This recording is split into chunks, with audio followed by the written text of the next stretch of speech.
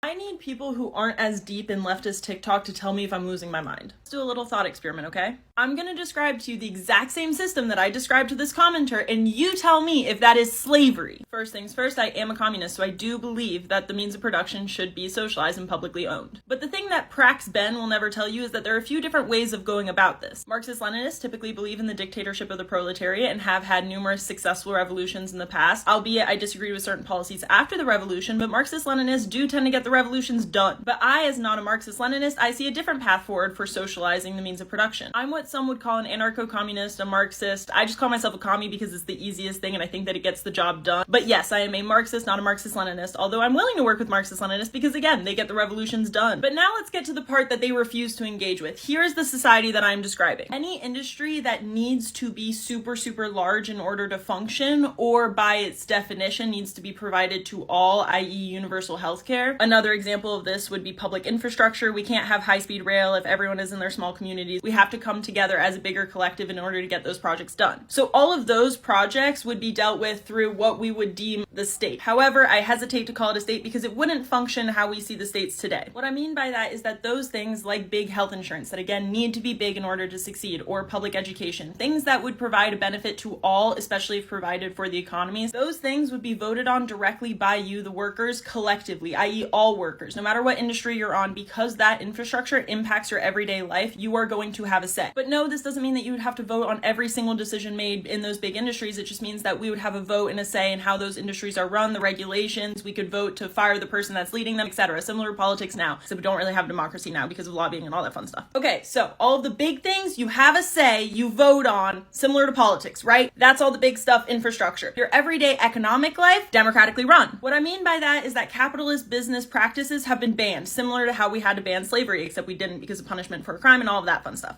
I say fun stuff when I don't want to go into the disastrous things that capitalism has done to maintain itself. So instead of you being a worker for a boss and the boss makes all the decisions in your life for your livelihood and the only way that you can actually have a voice is by leaving, instead, while you are there, you have a say because it is worker owned and operated, i.e. there is no capitalist at the top. All the members of the cooperative, so worker cooperatives, the members are workers. For consumer cooperatives, the members who have a vote are both consumers and workers. But essentially, again, you come together on a regularly scheduled basis. It's not an added responsibility. It's embedded into your responsibilities as a member of the co-op, and you come together and you vote on big decisions for how you want the co-op to be run. But let's say that you don't like how your co-op is being run. You vote, your side does not win. You are the minority, the majority wins, and they're not doing what you want to do. Oh my goodness, well guess what? Then that's the same thing that you can do under capitalism. You quit. But the difference is that under my system, we would also have a strong social safety net that includes UBI. So if you don't want to work at all, but you just don't really care about disposable income and you find joy in other things, not material things, then guess what? You can just live off of UBI and just do whatever you want. It may not be the most extravagant life. Or hell, let's say that a co-op that you like doesn't exist yet. Guess what? You can go build it. You can go get your buddies together and build a co-op that you want. The only rule is that it cannot be like capitalism. It can't have a capitalist on top. Similar to how we couldn't have slaves.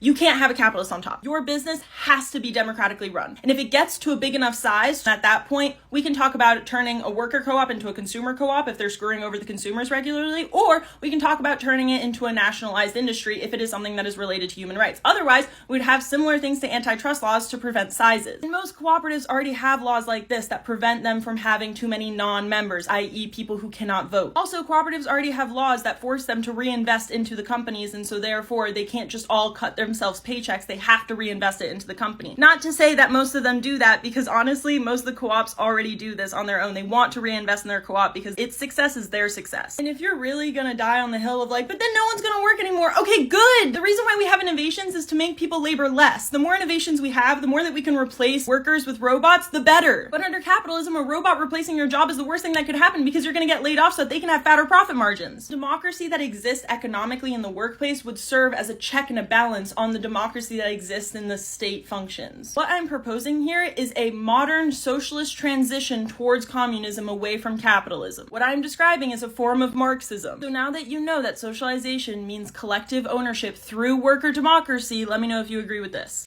If you're socializing labor, that's slavery. Socialization in this context is social ownership. Social ownership over labor is slavery.